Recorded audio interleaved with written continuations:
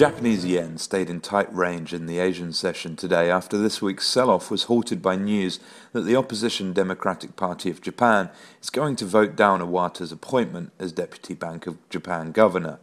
It's seen that markets have gone too far in pricing in aggressive quantitative easing once the team of Kuruda as governor and Iwata and Nakaso as deputy governors comes on board later this month. Thus, the uncertainties over Iwata's situation triggered some jitters in the markets. Nonetheless, it should be noted that the Democratic Party of Japan has already voiced support for both Kuruda and Nakaso, and thus their appointments should be a matter of formality only.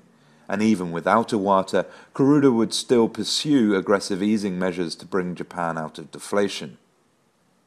Indeed, even without the support of the Democratic Party of Japan, the chances of Iwata's approval isn't lost.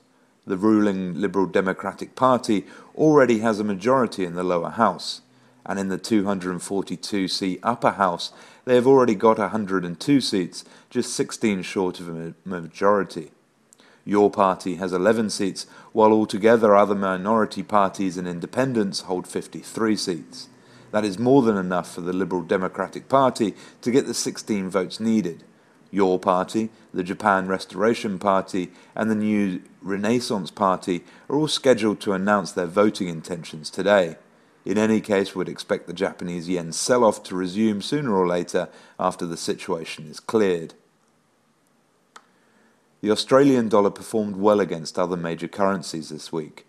British pound Australian dollar dropped to another record low of 1.4380 yesterday, while Australian dollar Japanese yen jumped to a 4-year high of 99.56. However, the Aussie lost some momentum today as data showed home loans unexpectedly fell 1.5% in January. Economists noted that it's the fourth straight month of decline in home loan approvals and could raise the chance for another Reserve Bank of Australia rate cut.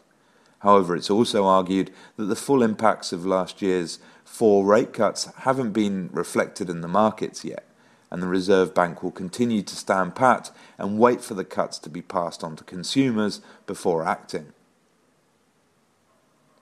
Elsewhere, markets are pretty directionless so far. Sterling dipped yesterday on weak production data, but recovered in the Asian session. The euro is still struggling around the 1.3 psychological level against the dollar for the moment. US retail sales will be the main focus of the day.